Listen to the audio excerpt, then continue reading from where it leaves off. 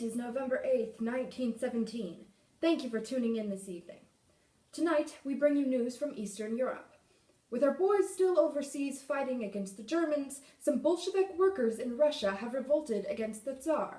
They have ousted the royal family and put in its place a communist government. But what does this mean for America? We take you to the heart of this revolution for more on this story. The communist ideology calls for workers to fight for their rights. The goal, the death of capitalism. The revolt was led by Vladimir Lenin. He has encouraged other countries to lead revolutions of their own, and now most of Central and Eastern Europe have led to communist revolutions. Europe is changing. Back to you. Thank you, Florence. We will now show you a clip from an interview earlier today where Helen the intern got the privilege of interviewing Vladimir Lenin on his thoughts on the revolution. Thank you for meeting with me, Mr. Lenin. Can you briefly explain to me what exactly communism is so that our viewers understand what's going on? Yes, well, all sadness and unhappiness and inequality stem from capitalism, where one person is more than the other people and things like that. What communism wants to do is that it takes away all inequality and it gives everybody the same exact thing. There is no private property, there is no economic classes and no profits. Everybody is exactly the same, and it's cool. Well, that sounds absolutely horrifying. The date is September 22nd, 1919. Our story tonight: is there a communist revolution happening in America?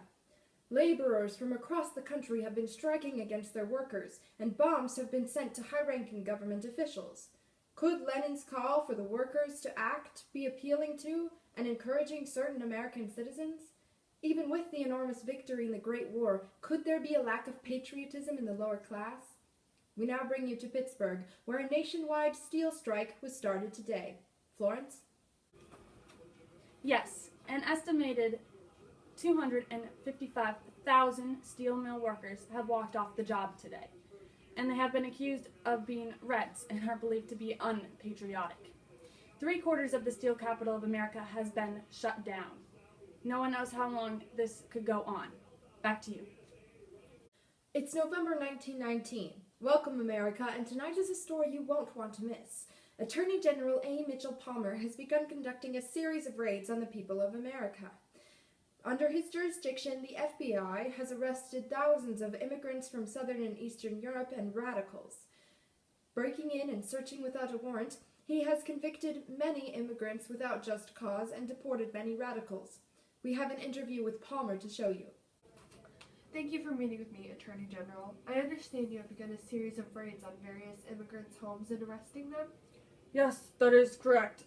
I have taken the liberty of protecting the American people and the American way of life in the best way I know how. And that is to arrest any suspicious persons on the spot. Anyone who is under the suspicion of being a Red will be deported. American capitalism will not die. Was this your first idea? That is, did you immediately come to the conclusion that you should just arrest everybody? Or did you think about it for a while and entertain other options?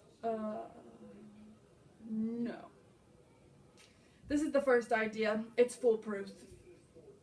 And I have no regrets. Thank you. What does this mean for America now that the government has begun arresting its citizens? Is this taking it too far? Is this going to instill in our immigrant citizens a fear of the government and a lack of patriotism, when what they need to be feeling is nothing but patriotism? In the coming months, I believe these questions will be answered. Good night. The date is April 15th, 1920. Today, 2 men have been arrested for murdering 2 other men in a shoe factory. These 2 men, Nicola Sacco and Bartolomeo Vanzetti, are known anarchists and socialists. Is their arrest due to their political beliefs, or are these 2 men truly guilty of the crime?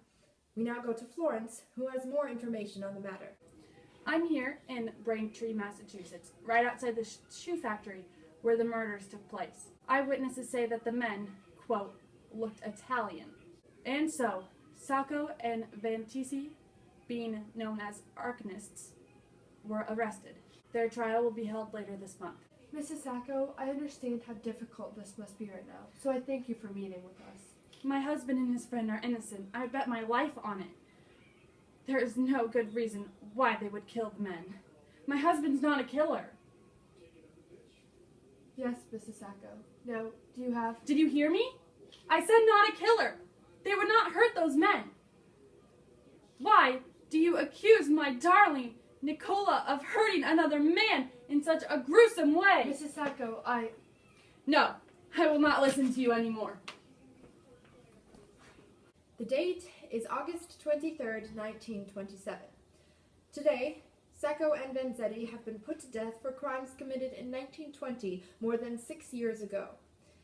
The official end to the Red Scare was in the summer of 1920, but its effects have lasted long into today's time.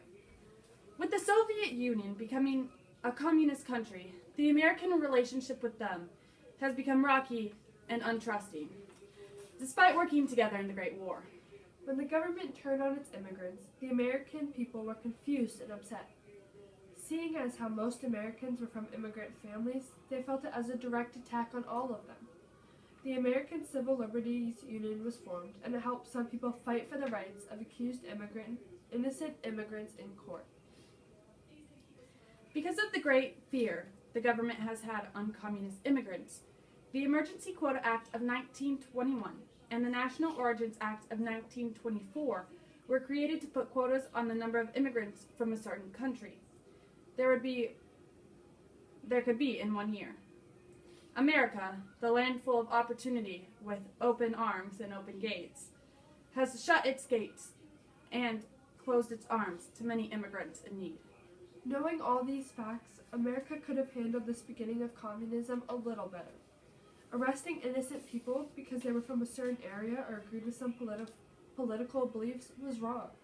We have freedom of speech, freedom of religion, and freedom of the press in our government as guaranteed rights.